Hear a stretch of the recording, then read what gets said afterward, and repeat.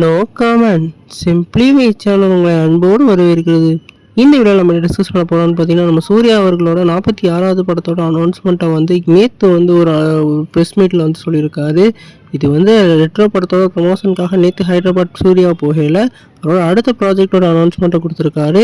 இவரோட அடுத்த ப்ராஜெக்ட் வந்து நம்ம வெங்கி அட்லூரி டைரக்ஷனில் இவர் வந்து ஒரு மூவி பண்ண போகிறதா இப்போ அஃபிஷியலாக சொல்லிட்டாரு. இந்த படம் வந்து ஒரு பீரியாடிக்கல் சேனலில் ஒரு படமாக இருக்க நிறைய வாய்ப்பு இருக்குது. ஏற்கனவே நம்ம சூர்யா அவர்களுக்கு தெலுங்குல ஒரு வேறு லெவல் ஃபேன் பேஸ் கிரியேட் ஆயிருந்தது. இப்போ டேரெக்டாக தெலுங்கு மூவியாக வந்து இவர் நடிக்கிறனால இவருக்கான ஃபேன் பேஸ் சாதாரண இருக்கிறோம்.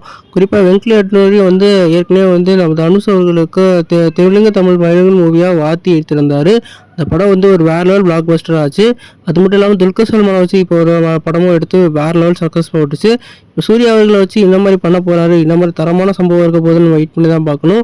நேற்று அவரோட இன்ஸ்டாகிராம் பதிவில் இவர் வந்து சஞ்சய் ராமசாமியாக நான் வந்து திருப்பி வந்து கொண்டு வரேன்ற மாதிரி சொல்லியிருந்தாரு.